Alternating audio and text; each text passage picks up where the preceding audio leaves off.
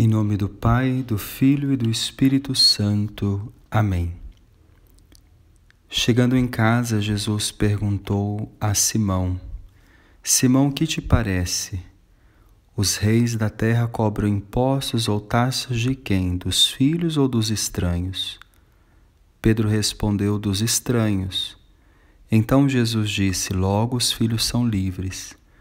Mas para não escandalizar essa gente, vai ao mar, lança o anzol e abre a boca do primeiro peixe que tu pescares. Ali tu encontrarás uma moeda.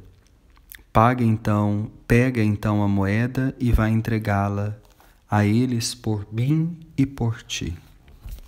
Querido irmão, o texto hoje é de São Mateus, capítulo 17, versículos de 22 a 27. Esses versículos que agora acabamos de ouvir relatam a pergunta dos cobradores de impostos a Pedro e a resposta que Pedro dá. E depois, os versículos seguintes que nós ouvimos reproduzem o diálogo entre Jesus e Pedro sobre a questão da liberdade dos filhos e sobre como encontrar o tributo a ser pago, para não escandalizar os irmãos. Esta é a história que está aqui no Evangelho. A tese de Jesus é muito clara. Os filhos são livres diante de Deus e dos homens. O grande valor aqui é a liberdade, o tema central do cristianismo, também na nossa cultura. Nada mais belo do que a liberdade. Nada mais proclamado e ao mesmo tempo ameaçado. Por isso, o texto que nós estamos meditando hoje do Evangelho tem algo muito particular que diz a mim e a você, e é isso que eu gostaria de trazer para a nossa reflexão. Porque essa tese de Jesus que nós estamos ouvindo aqui agora, ela tem que ser articulada com uma outra, que é o maior mandamento da lei, isto é, o amor. Veja, para não escandalizar os irmãos, os cristãos podem se sentir livres de pagar aqueles tributos que os outros também pagam. Agora, a liberdade, em última análise, é qual liberdade?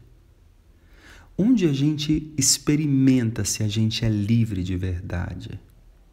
Não é pagando ou não pagando uma coisa. Não é indo ou ficando.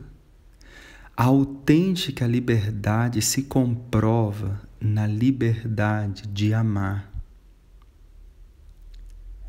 É exatamente na liberdade de amar que está a manifestação maior da liberdade.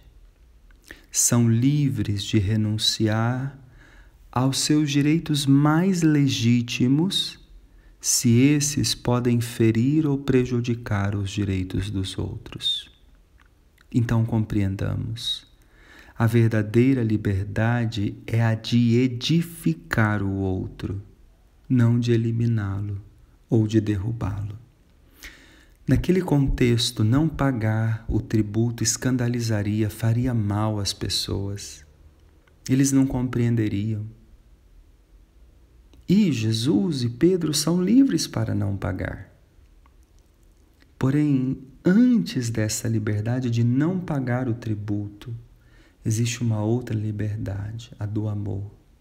Se eu não pagar, eu vou ferir os meus irmãos de escândalo. E eu não quero isso. Eu quero o bem dos meus irmãos. Veja que magnífica realidade que está aqui.